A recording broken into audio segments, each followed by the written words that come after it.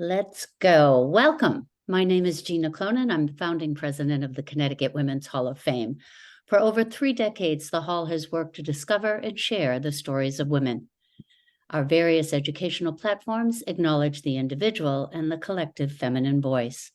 This will be a half-hour, intimate, and informative chat, followed by 15 minutes of your questions, which we encourage you to submit at any time during this webinar by clicking the Q&A bubble at the bottom of your screen.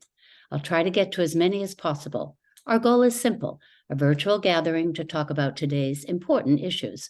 We hope this will be a useful source of information while offering up helpful takeaways. We are honored today to have as our guest physician, author, culinary instructor, mom, and daughter of a person living with Alzheimer's. Her mission is to help you take care of your brain while still eating delicious food. Welcome, the Brain Health Kitchen creator, Dr. Annie Fenn.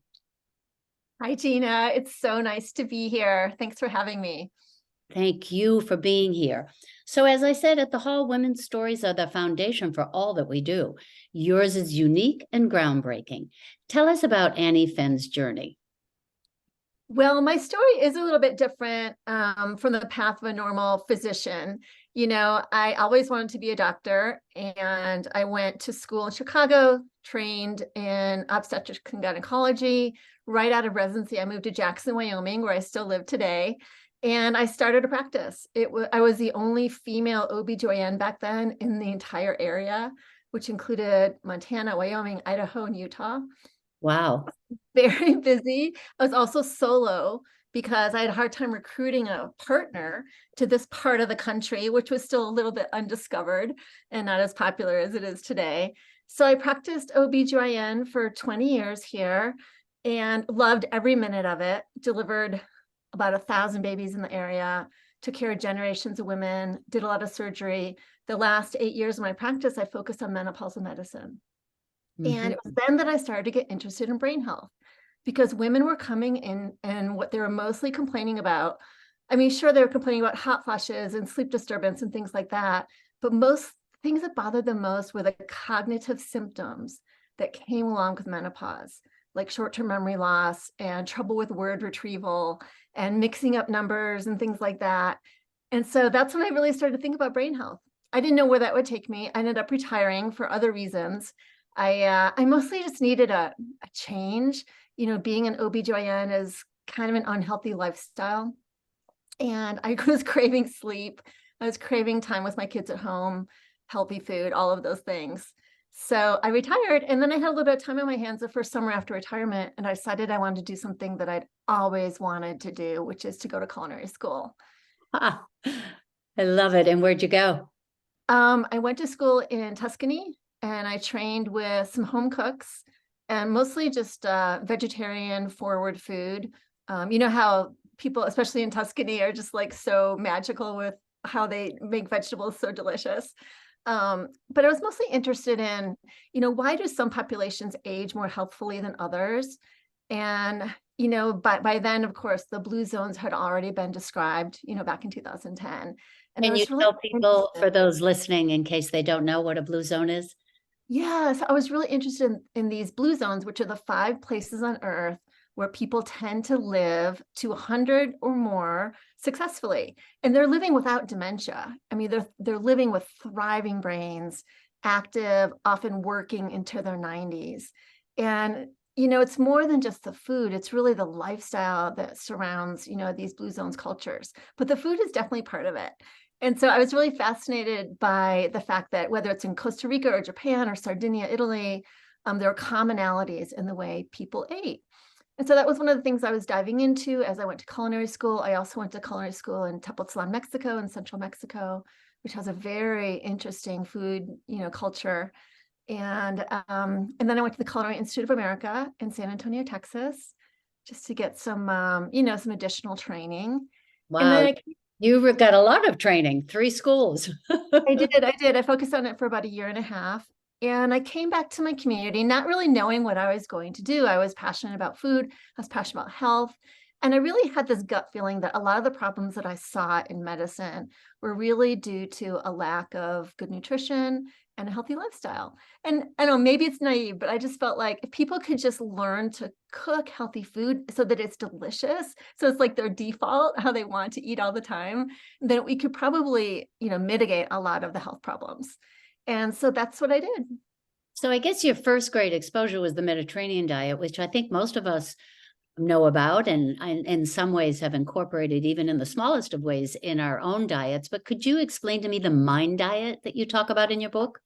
Oh, absolutely. So a lot of what we know about how to eat to prevent Alzheimer's and other dementias comes from the Mediterranean diet, the Mediterranean style diet, which is followed by the people who live in the countries around the Mediterranean Sea.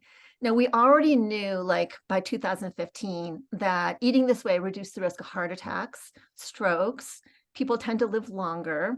And there were some studies showing that they lived with less dementia as well. So in 2012 or so, researchers at Rush looked at the Mediterranean diet and asked the question, what if we took this diet and made it more brain specific? Like we know it prevents cardiovascular disease. And we know that cardiovascular disease and brain health go hand in hand. What's good for the heart is good for the brain. It's a big, important factor of preventing Alzheimer's.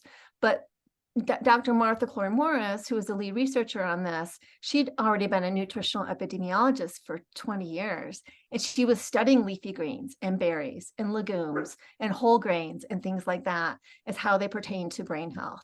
So what she did was come up with 10 brain healthy food groups based on the Mediterranean style diet and 5 brain unhealthy food groups. And she took a cohort of people in greater Chicago area, about 1,000 people, followed them for 4.5 years. I need to let Orzo in. That's all right. Dog time. Phones would last a little longer. Okay, you come in, you have to be quiet. All righty. So what does MIND stand for? So it's a hybrid of the Mediterranean and the DASH diet. Now, the DASH diet is one that had already been described to reduce hypertension. So it was the Mediterranean DASH intervention for neurodegenerative decline. Aha, okay. It's a mouthful. It's a mouthful. So, so I guess with that, I mean, you agree that we are what we eat, but how do your recommendations coincide with mine, or are you both, or have you just made your own world out of these diets that have been researched and now are pretty well known? Well, it's basically been an evolution. When I founded the Brain Health Kitchen as a cooking school, this was 2015, the MIND diet had just come out. Its results were remarkable in showing that people that adhered to the diet most closely, they had 53% less Alzheimer's diagnosed at the end of 4.5 years. Wow. Like absolutely astounding results.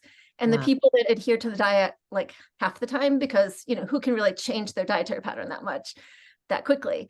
But those who adhered to it part of the time, they had a 37% reduced risk of Alzheimer's disease. Wow. So obviously we're addressing brain health through the culture that you're representing here, but are there some other good side effects or preventative applications of illnesses if we incorporate a brain health kitchen? Oh, absolutely. There have been lots of studies on the MIND diet, how it pertains to other diseases.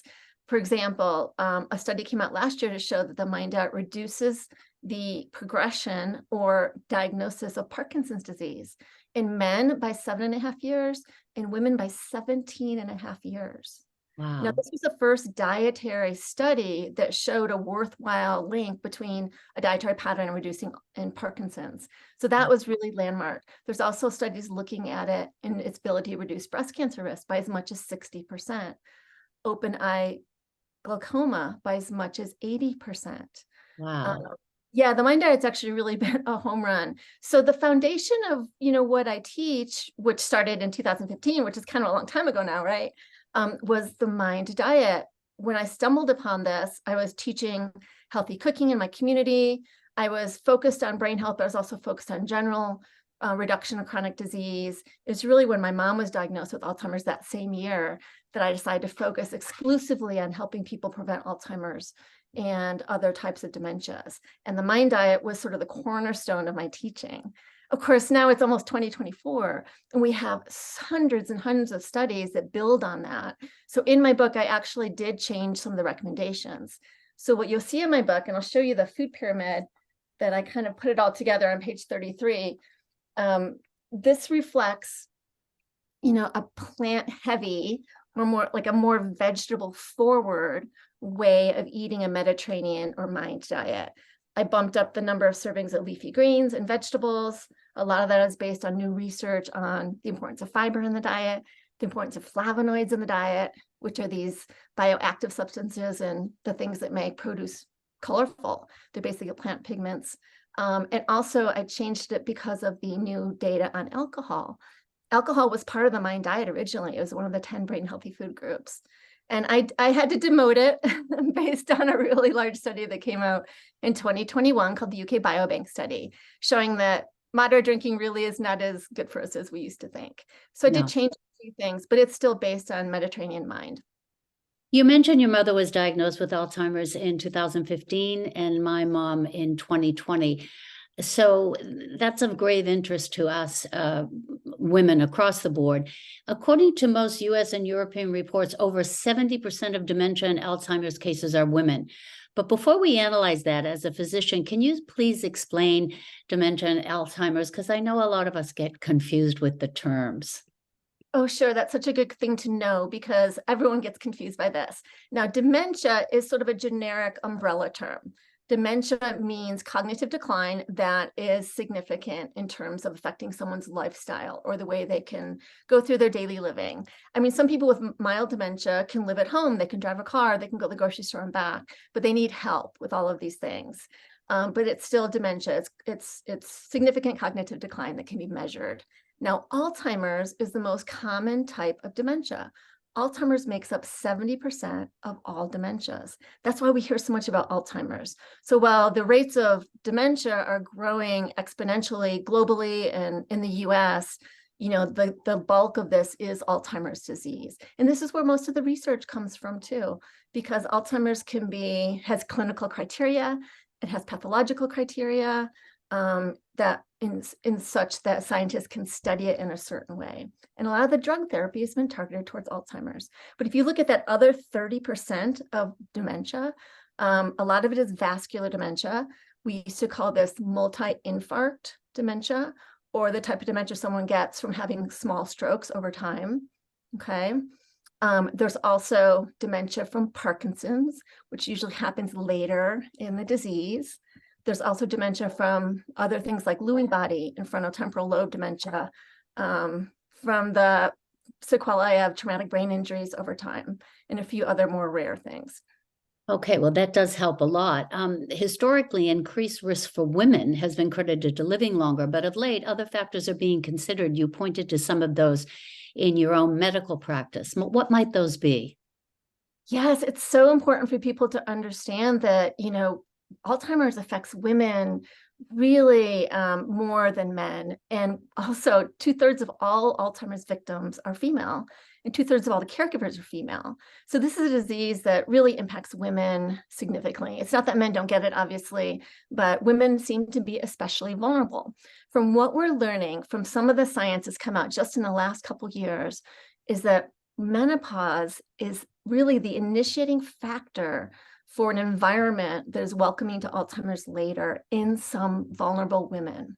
Mm-hmm. Now, some women carry an ApoE4 risk gene, and that is a gene variant that's very, very common. And women that carry this risk gene actually have the foundations of, proteins and inflammatory particles in the brain happening during the perimenopausal process. So menopause is a hot area of research for women in the brain and trying to figure out how we can slow this process down and protect women's brains longer. Now, another thing that's come to light is that education is incredibly important for preventing Alzheimer's. So lack of childhood education, especially early childhood education, is actually a risk factor for getting the disease later in life. And as we know, women are impacted not just in the US, but around the world by having less access to education. And while you're on that subject, as a person who wears hearing aids, hearing is a factor, is it not? Yes, hearing has come to light as one of the pillars of Alzheimer's prevention. And for a long time, it wasn't clear whether, this was a chicken or egg situation. Just someone who ends up getting Alzheimer's also have some problems in the areas of the brain that pertain to hearing, or does hearing loss over time lead to social isolation, less social stimulation, less learning, less triggering of different parts of the brain. So now we know that it's really that hearing loss can be corrected. And when it's corrected, it can reduce the risk of dementia later. So that was a big finding that came out of the ACHIEVE trial earlier this year. It's really good news for people who are have any kind of hearing impairment. Yeah, and I think it's a word that we should spread to people, because so many people are reluctant to get hearing aids.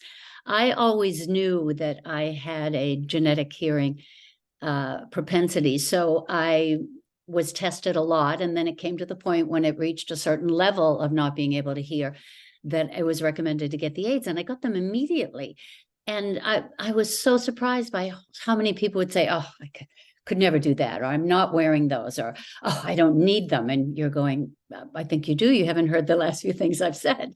So more and more people need to know there's nothing. It enhances your quality of life by so much to be able to hear clearly.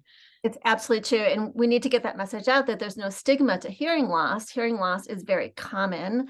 And if, like you hop on it right away and, you get tested and checked and get the best hearing aids you can get your hands on, then you really will, help your brain age more healthfully. Exactly. So while we're talking about women and about cognitive decline, dementia, Alzheimer's, can you briefly touch upon the racial and ethnic disparities? You just listed one as education. So that is going to obviously affect underserved communities. What else are some of the disparities by race and ethnicity? Yeah, it certainly is complex because it has to do with all these underlying social factors. However, we do know that Black Americans have twice the amount of Alzheimer's as white Americans, and Latinx Americans have 1.5-fold greater risk of being diagnosed with Alzheimer's disease. Now, a lot of this has been talked about in terms of less access to education, less access to healthy food, possibly. There's a new term that's been popping up in the literature called weathering. And weathering is a way to systematically study these social factors that affect, different populations who don't have access to, a lot of the best healthcare, food, exercise, green spaces where they live. All of these things have been shown to be important for preventing Alzheimer's. So what we're finding is that this weathering factor is it's sort of like a layering on of all of these social factors, and also also being discriminated against is one of those factors that produces chronic stress that has real impact in the brain. We know this by MRI studies now. So you've listed quite a few things generally about our subject today. You, as an OBGYN, there's more and more talk about hormones. What are you seeing there, both younger women and postmenopausal women, or just how hormones are affecting brain health? Yes, it's a topic I've been studying since the 80s, since I was a resident as an OBGYN. And I can tell you that it is a complex body of research. But the good news is meta-analysis just came out, which is a study of all the existing studies to tell us whether or not HRT actually helps protect the brain from Alzheimer's. Before we had like a handful of studies over here that shows it's protecting as much as, 80% from dementia. Another study over here would show that, maybe it doesn't do that. Maybe there's more harm than good. But now we know that across the board, HRT, if given at the time of menopause, and that's really crucial, is giving it at the appropriate time, may reduce dementia risk, including Alzheimer's, by as much as 35% overall. Wow. So they're getting a good rap finally, because I have friends in other parts of the world, and all of them were encouraged to do HRT. But here in the States, it wasn't so encouraged. And particularly if you've had any health history, blood clots or have taken the pill a long time, or you know better than I do, cancer, all of this. So are they making safer quantities of HRT that more women are going to be able to participate?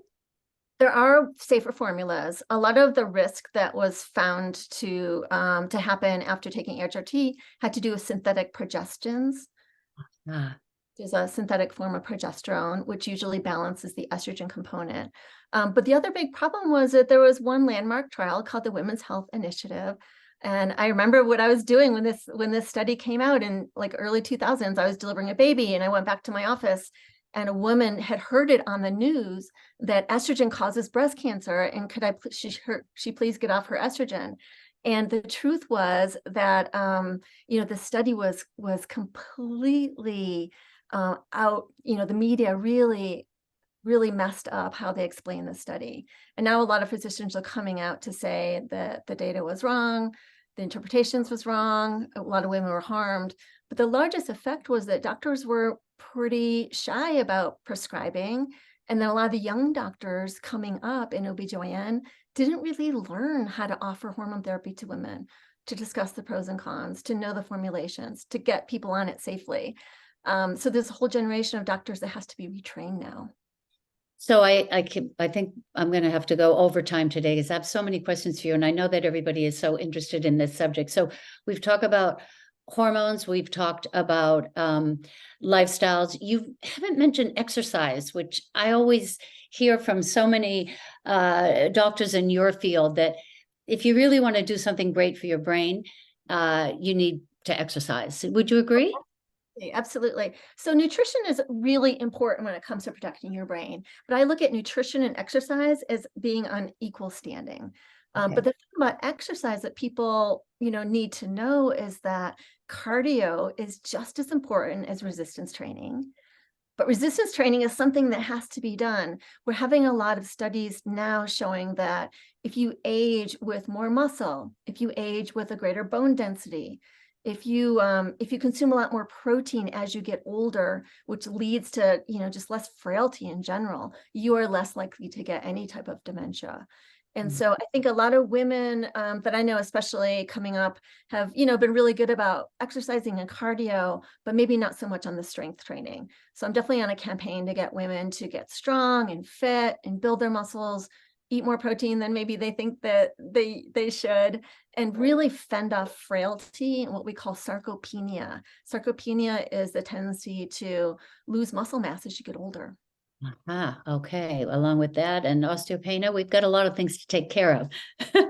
We do, and they all feed together. The brain healthy diet is so amazing. Whenever I look at it from a different angle, like bone health or cardiovascular health or muscle strength, the brain health guidelines, as we now know them, really have you covered for all of these things, for your protein, for your calcium, for your omega-3 fatty acids, for all these macronutrients that we know are key factors in keeping your brain healthy.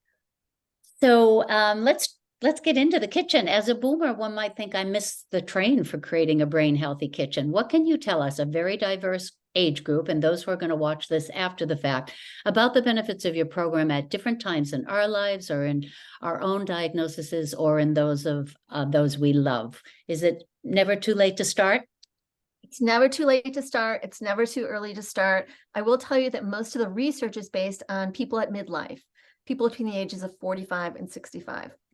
And that age group, that time period in your life seems to be very important in terms of how you age later. This gets back to what we were talking about in the beginning, cardiovascular risk. So there are medical factors that are super important to stay on top of, such as your blood pressure. So keeping blood pressure low, especially at midlife, translates to less dementia later. Keeping LDL cholesterol low, especially at midlife, translates to less dementia later. But we also know that people in their 70s who go from, say, a standard American diet to a Mediterranean style one, they actually have, parameters on their brain MRIs that show that their brains are thriving and looking even more healthy with age. So just because midlife has been so well studied and we know that there's certain factors there, it doesn't mean that later life doesn't matter. It also doesn't mean that early adulthood doesn't matter. this time between like 20 and 45 just hasn't really been studied. But I think it's a crucial time for people to lay down healthy habits, like working out, like, getting off ultra processed food, like, cooking their own food and, paying attention to whole foods rather than processed foods. I want to back up. I wanted to ask you two things about two different age groups.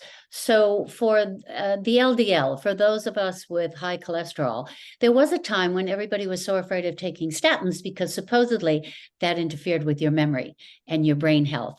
And now we're finding out that we need to keep it low for brain health. So, which is it?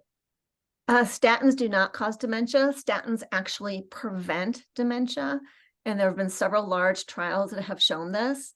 I recently reviewed all that literature on my newsletter, and it was confusing in the past, say like 10 years ago, because a lot of the people who take statins have other cardiovascular disease risk factors, like they'd had a heart attack already, which is also a risk factor for having dementia. Remember we said Alzheimer's was the most common type of dementia and vascular is the second kind, but there's also overlap. Half of everyone with Alzheimer's also has vascular dementia. There's this huge overlap. It's not black and white at all. So that all goes to say that it's been really hard to study, but now it is completely clear. And plus there's other drugs besides statins that work to lower cholesterol. There's also dietary pattern that works to lower cholesterol. And people with cholesterol problems, it really would behoove them to, layer on multiple therapies, drugs, exercise, diet to get that down. It's being thought of as one of the more crucial factors to reduce your risk of Alzheimer's. That's interesting. Now, talking about young people, which haven't been studied very much, but you know that this video will be seen more by young people and their teachers than anyone else. So if you had to give young people just 3 simple steps to brain health at their age, what would it be? Number 1, get off ultra processed foods. This is junk food, fast food, fried food, sugary drinks, diet sodas, processed meat, and processed cheese. These are the worst foods for the brain. It's been studied extensively. We know that the percentage that you can reduce these foods from your diet, the greater your brain health will be later in life. So I think that healthy habits start young. And if you start doing that in your teens, 20s, 30s, then you're sailing through midlife with really healthy habits to set you up for health and longevity. Number 2, besides the dietary ones, would be to become an exerciser.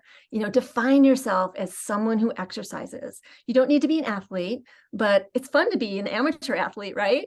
Yeah. So find some sports that you like, make sure you introduce strength training, and make sure you get your cardio so that when you're sailing through midlife, that's just part of who you are. And then third thing would be to prioritize sleep. I see a lot of young people who practice sleep procrastination, which is defined as that tendency to put off going to bed because they just want to have some time, or they're watching Netflix or whatever it is that they're doing. But having a bedtime, having a regular sleep pattern, even in your 20s and 30s, we know that certain proteins, like amyloid protein that's implicated in Alzheimer's, start to build up even in those decades. And when you sleep is when those proteins get cleared out. So it's really important to set up those sleep habits early as well. It's so great. No junk food, exercise, and get your Z's. Annie, will you agree to staying on with me a little bit longer than expected today because there's still so much to go to. So let's start to build our brain healthy kitchen. But first, if you walked into a typical American kitchen, what are the few most damaging foods you would throw out? Are sugar and salt the evil villains obstructing a healthy lifestyle? Let's start there. Well, I don't really look at sugar and salt as villains, but I look at certain foods as being either brain health promoting or accelerating, decline in the brain. Okay. So, all the foods that you reach for can either promote your brain health or accelerate this brain aging that we're talking about that includes inflammatory particles, amyloid proteins, et cetera, et cetera. So the first thing I would do would open up your pantry where you keep your cooking oils. And people get so confused about cooking oils. And it's really very, very simple. There are certain oils that have been shown to have a fatty acid profile that is beneficial for your health, both your heart health and your brain health. This would include extra virgin olive oil, avocado oil, some of the nut oils. And then there's a lot of oils that are just so high in saturated fat that they should be consumed, just infrequently, if at all. This would be coconut oil. This would be a lot of the seed oils that are higher in saturated fats. Now, saturated fat is not a villain. You get fat from, like cheese and butter and red meat and things like that, but it's really takes a back seat in a brain healthy diet. The brain healthy diet is mostly unsaturated fats. So by unsaturated, I mean monounsaturated or polyunsaturated, and less than 5% saturated fats. So remember when we talked about the Mind Diet study, and they had that remarkable 53% reduction in risk? One of the ways they did it was their 5 foods to limit or avoid. And what do all these foods have in common? Fast food, fried food, cheese, butter, red meat, pastries, and sweets. They're all super high in saturated fat. So what they did with this population in Chicago is they drove down their saturated fat. Saturated fat in the diet is what raises LDL cholesterol, in combination with other factors. So, this is another, and it's kind of urban legend. So if you're taking statins, can you eat everything? No, I wouldn't recommend that because, the dietary pattern has been developed over all of these years to be brain healthy for a reason. And I look at it as macronutrients that you need to get, like you need to get fiber, you need to get protein, you need to get certain omega-3 fatty acids that are crucial to protect your brain as you age. And then you also need micronutrients like magnesium and selenium and calcium and all these other things. So you need a balance of these things. And also you need flavonoids. So a primarily plant-based diet, not exclusively, but mostly plant-based diet is going to give you all of these things that we know is like a recipe for a healthy brain. Now, getting back to your pantry and your oils, all you really need is a couple types of extra virgin olive oil. I have a high-end type, the type I bring back from Italy in my suitcase, or is a nice gift from California. And then I have an everyday extra virgin olive oil. But both of them have a harvest date. So we know that they're fresh. We know that they're carefully bottled. They're less likely to be counterfeit. And they're perishable. The thing that extra virgin olive oil is different from all your other cooking oils is it contains polyphenols. There's been a lot of study of the polyphenols in food, which are potent anti-inflammatory particles that actually block oxidative stress in the brain. And maybe one reason why the Mediterranean diet is so good for people, they're bathing all of their food in this olive oil, both while they cook it and after the food is on the table. It feels like it's a conduit to all the antioxidants in the plant foods, but it's also providing polyphenols in a pure form. So all you need is some good olive oil, and then you need something for a high heat cooking. I use avocado oil mostly. It's all monounsaturated fat. It's very good for you. I also like pecan oil. Annie, I was so surprised that when talking about oil that I just read what you're talking about, harvest date, that it should be in a dark place. We kind of knew that, but that you really should use it within 30 days, which, we all buy these Costco gigantic quantities that we know we're not going to use in 30 days. So we should start thinking about buying olive oil more often, and the cold pressed and the good kinds, because we know there's a lot of bad kinds out there, and using it quickly, right? It's absolutely true. You might be given a gift of a nice bottle of olive oil and you might save it for something special. That's not the thing to do. It's perishable. It's like olive juice. So if you're cooking a lot, like in my personal cooking, I probably go through about 1 liter of olive oil a week, just for my husband and me, maybe having some friends over. If I'm teaching classes, I'll go through, 5 liters a week. So sometimes I'll buy it in a big tin, a 5-liter tin, for a cooking school, but normally I'm buying it in 1-liter bottles that I know I will be consuming quickly. That is a new revelation, I think, for most of us. So we're talking about food, what we consume, how we consume it, and when. I wonder if you could give me your thoughts on calorie intake, number of meals in a day, and intermittent fasting in terms of brain health. I think anything goes when it comes to the way you like to eat. There's been some benefits of fasting in terms of it helps your brain rest and get into like cleanup mode at night if you're not eating up until the time you go to bed and then eating as soon as you get up. So there's definitely some brain health benefits to having, all of your intake during a certain number of hours during the day. but that hasn't really been proven to prevent Alzheimer's yet. It's just sort of some interesting data that makes a lot of sense for what we know about the brain and how it processes things. So, if you don't like eating breakfast, I think that's perfectly fine. It's acceptable to, have your first meal sometime late morning, early afternoon. That's perfectly acceptable. But if you do that, you need to make sure you get all the brain health food groups and all the nutrients you need in your 2 meals a day. That's the hard part. I don't really talk about calories much. Honestly, I don't know anyone who can overeat the brain healthy diet. It is so full of fiber. Amazing. It I is, like that. it takes care of itself. And it also frees us from thinking about calories and weight and fat. And of course, this is all in the back of my mind because I know that, if you age with a healthier weight, you're less likely to get Alzheimer's. Diabetes is also one of the pathways to getting Alzheimer's disease. Having too much sugar in your diet, having chronically elevated insulin, putting on too much, especially visceral fat, is not good for our brain health either. But it all really takes care of itself because pretty much everyone I know of the 1,000+ students that have been with me on this journey, everyone loses weight when they go on the brain healthy diet. They're cutting out ultra processed foods. They're being really careful about the sugar they consume. And they're really eating just more fiber rich plant foods, which you can't overeat. You can't. And I'm going to remind everybody again at the end of our chat about your book and all the great recipes in it. But let's face it, as it was for our mothers, it is today. We need convenience. Working families rely on fast food, takeout, and meal plans. What advice can you give them? So when you think about processed food, this is a term that also is very complex and has nuance. There are actually 4 different categories of processed food. And I'm going on and on about the ultra processed food. And I think we all know what that is. That's the worst junk food out there, right? And then there's processed food that is, say, like some sort of rice mix in a box, or like a hamburger helper type situation, right? Or like a can of soup. But then there's minimally processed foods that you should really access to help you cook more easily. And then there's unprocessed foods.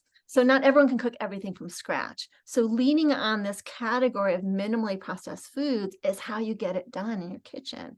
This is canned beans. They're just as good as the ones nutritionally that you cook from scratch. They may have a different texture. They might not have the same flavor, but nutritionally, they're just as sound. We're talking about frozen vegetables. We're talking about vegetables that may already be cut up at the grocery store that will save you time. We're talking about like marinara sauce in a jar that has a short ingredient list: tomatoes, water, salt, maybe basil, no added sugar, no unhealthy oils. You really have to get your reading glasses out and look at the nutrition label when you're grocery shopping. We're talking about like salsa verde in a jar. So a lot of the recipes in my book, I actually created for people who don't love to cook, or they're just pressed for time. And you can assemble a dish if you're a strategic shopper, and just, put things together that are really good for you. And there are some pretty healthy meal plans out there, right? Purple carrot and some of the ones you get delivered to your house. They're focusing on the brain health that you're talking about today. Yes, absolutely. There's those meal kits are also a good choice. A lot of them tend to lean on the Mediterranean style diet, which is always a good way to go. Great. Oh, the sun's coming in, so I'm getting lots of shadows on my face. I thank you so much. I think we need to open this up for questions. So please, everyone, again, clicking, you can do it through the chat, or you can do it through the Q&A button at the bottom of your screen. Let's get some questions in for Dr. Fenn today, because I have taken it a little overtime, but I couldn't help it. Anybody got one? I'm looking at chat. I'm looking at the Q&A. I know that, Sherry, you asked me to turn on the live transcript, and I'm not sure if I was set up for that today, but I will keep that in mind for the future, or when we upload it to the website. So thank you again. Let's see where we have Q&A, and then we have chat. Okay, I don't see any questions. Is it really true that none of you have questions today? I know that a lot of you did not, let me see, a lot of you did not sign on, and we're looking into what happened with the link that was received today, if there was some problem, because we had 4 times as many guests that were here today registered, but we're hoping to catch them on the website in the future. So if there are no questions or something is wrong with my intake, oh, here we go. All right. Now they're coming in. Here's one. Is eating beans important in the MIND diet? I think you might have just said that.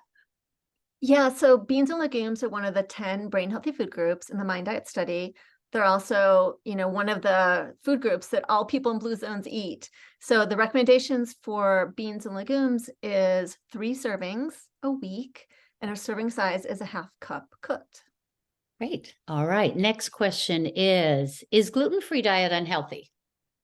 A gluten-free diet can be unhealthy. Gluten's a really important thing to bring up because there's been a lot of information out there that says that gluten and specifically is bad for your brain. Now, gluten is a protein. It's actually a family of proteins that you get from wheat and barley and other grains. But there's really no implication in gluten itself with Alzheimer's disease. The problem with gluten is that 98% of all the foods that contain gluten, in the US at least, are made with all-purpose white flour. They're basically refined flours that don't have any nutritional, benefit. So gluten is just sort of like the red herring and all that. Cutting out the processed food is the most important thing.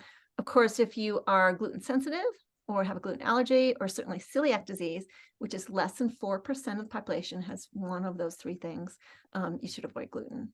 Okay.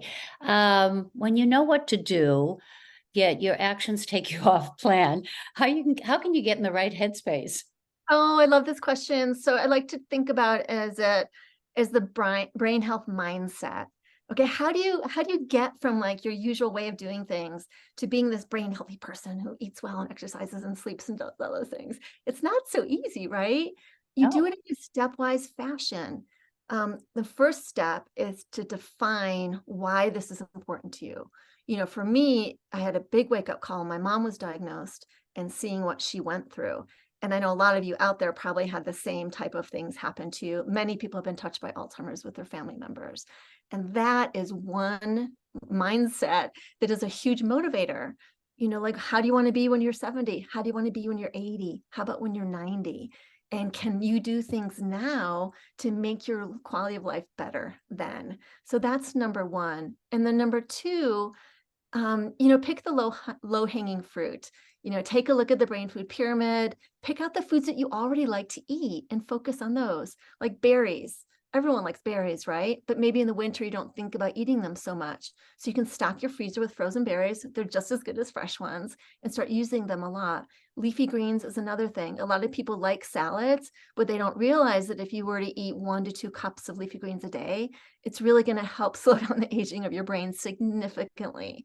So choose the things that you like and go from there. And just know that, it's not about perfection. There's no perfect brain healthy diet. The science is still evolving. We have a pretty good idea about how one should eat to protect their brain, but there's always new information coming in. So just focus on the things you can do, one at a time, ideally. One of our guests asked, what strength training are you talking about? I'm talking about lifting weights or doing resistance training with bands, ideally. Great. Okay. You mentioned that processed cheeses are bad. What cheeses do you recommend? Well, honestly, there's not a lot of cheese in the brain healthy diet. I had some cheese over Thanksgiving and I was just reminded of how amazing it is. But the recommendations are very strict. Honestly, it's probably one of the things that people miss the most when they cut back. The original MIND diet study said, let's not eat more than 1 ounce of cheese a week. And then the MIND diet trial that was a follow-up raised that to 2 ounces a week. That's 1 ounce is like 1 inch cube of cheese, right? It's really not that much. But I think that these guidelines need to be looked at in terms of your overall health. Okay. Now, the reason that they picked on butter and cheese and red meat and fast food, right, was because they're high in saturated fat, which can raise people's cholesterol and their overall weight, which we know is related to Alzheimer's. But if you're someone who has a good cholesterol, your doctor's really happy with your cholesterol, which means in this day and age, your LDL is under 100. And you're at a healthy weight and you're healthy otherwise. You don't have cardiovascular risk factors, like you haven't had a heart attack or a stroke, anything like that. then you could probably tolerate eating a little bit more cheese. It depends on what the rest of your diet is. For example, my diet is super low in saturated fat, but I enjoy full fat yogurt. I enjoy good quality cheese, which I would say like would be Parmigiano Reggiano, feta, pecorino, artisanal type cheese that's more flavorful. So you get more bang for your buck. I avoid buying cheese in packages like shredded cheddar or tubs or like those creamy pots of cheese. Those are all highly processed foods that you should avoid. So the next question is, when cooking at high heat, is extra virgin olive oil still okay? But I think you mentioned it. I mean, we use avocado for the extra high heat, right? Yeah, so I cook with extra virgin olive oil almost 90% of what I do. And the guideline is up to 375 degrees Fahrenheit. But here's the thing, there is a brain healthy cooking technique, and it really hinges on cooking at lower temperatures, braising foods rather than searing them, avoiding applying high heat to foods, especially proteins like steak or chicken. And the reason is when you cook foods at high heat, you're actually racking up certain inflammatory products in the food. These are called advanced glycation end products, or AGEs. And we know this is part of the reason processed foods are so bad for us. These AGEs in the food get into our bloodstream, they pass the blood-brain barrier, they actually find them in, the brain cells of Alzheimer's victims. It's part of the chronic inflammation in the brain that leads to a diagnosis of Alzheimer's later. So I try not to cook that much at high heat. I'm certainly not frying very often in my kitchen. I may sear a piece of fish in a pan, but I'll do it kind of gently, and I'll add a little bit of water to sort of soften the blow. Applying high heat to food is something that we probably need to avoid. Now, slow cooking is good. Braising, poaching, steaming, sauteing. I use olive oil for pretty much all of those things. But let's say I was going to make a stir fry. When I get out my wok and I am going to use high heat and it's all vegetables, then I'm going to use my avocado oil instead. That's great advice, Annie. Thank you. Here's a question I'm glad that someone asked. Do you recommend vitamin supplements? I do, but I think that, there's been a lot of really good studies to guide us on this. There's a study recently, earlier this year, that showed that a multivitamin in healthy adults over 60 can actually reduce dementia risk. Now, that's a really important thing. And that's sort of like what I call the kitchen sink approach. You take a big population of people, this was like over 20,000 people, you put them all in a multivitamin, and you're going to have some benefit because there are certain people in that population that probably have micronutrient deficiencies. Now, you and I could probably be more strategic about what we're supplementing. And I think that's how I'd like people to do it. I'd like them to be more thoughtful. For example, let's say that you follow, most of these food groups, but you don't eat any fish or seafood. Fish or seafood is a really important brain health food group. If you skip that food group, then you should consider supplementing with DHA and EPA. These are omega-3 fatty acids that are really crucial for brain health. And vegetarians and vegans try to get them from plant foods, but it doesn't convert very well to the active form. So that would be one thing I would recommend. If you don't eat any animal products at all, you could be deficient in B12. So that's something you might want to look at. Although studies show that vegetarians are people that are omnivores are just as B12 deficient as people who are vegetarians. But look at your dietary pattern. Let's say that you're not someone who never eats any fruit. Then you might be deficient in flavonoids, and that might be something you want to supplement. What do you think about this brain vitamin like Prevagen? It doesn't have any data that shows it reduces Alzheimer's risk. And we have to look at, when you look at these supplements that are marketed to you to help with your brain health and reduce your dementia risk, most of these studies have not been followed for more than 3 months. And you have to get a study that is followed out beyond that placebo, because the 3-month period is the time where a placebo, just any kind of a pill that you're taking for your brain health, is going to have positive effects. And these studies really have to be followed out ideally for up to a year. There's very few studies. I can probably name 5 of them that actually hit the mark for following people longer. One of them is the study of cocoa flavanols. Like, we know that chocolate is good for us, right? Because it has these flavanol compounds. And CocoVia, which is a supplement, actually studied this, and they studied it for a long period of time. So we know that that supplement actually has some benefit in the long term. The problem is it's really expensive. And I think it's hard for people to access.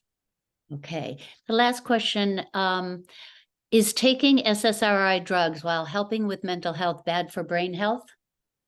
Oh, no, not at all. I think anything you can do to optimize your mental health is going to help your overall brain health. Mental health is something that we cannot ignore. And whether you need to do a multidisciplinary approach of medication, talk therapy, exercise, light therapy, all of these things are incredibly important. Whatever you need to do to optimize your mental health, it will definitely help you age with a healthier brain. Well, I think that's it for the questions. I can't thank you enough, Annie, and I'd like to tell all of you out there to remember that this webinar has been recorded and will be uploaded to our website in just a few days. Please encourage your family and friends to view it. And today is Giving Tuesday. If you enjoyed this free webinar and support our mission and vision, I ask that you please make a donation at www.cwhf.org. We are a nonprofit, and your gift is tax deductible. I'd like to end by reminding everyone to log on to www.brainhealthkitchen.com and sign up for Dr. Fenn's amazing newsletter packed with great information. And get started on your own Brain Health Kitchen by purchasing Annie's first cookbook, wherever you get your reading. I'd like to close with a borrowed quote from one of her students who said, "She's not just giving us recipes, she's giving us hope." Thank you, Annie, for that. You are a wonderful guest. This webinar will be viewed and viewed again because it's such an important subject and you are such an important brain on the subject. So we appreciate your being with us today here in Connecticut, all the way from Wyoming. Well, thank you for having me. This has been a huge honor, and thank you for all the interest and questions. And I'd like to have you all just, whatever you've learned today, please just tell your friends and family. We can all do so much in our own spheres of influence. That's why I'd like everyone who's come to a talk or a class or has my book to be their own brain health ambassador. And join me on the newsletter. We can chat over there, and you can ask any questions you want of me over there as well. Thank you again. And thank you all for joining us today. Have a great week and happy holidays as we approach the end of the year. Thank you so much. I really appreciate this today. Thanks, Gina. All right. Bye, everyone.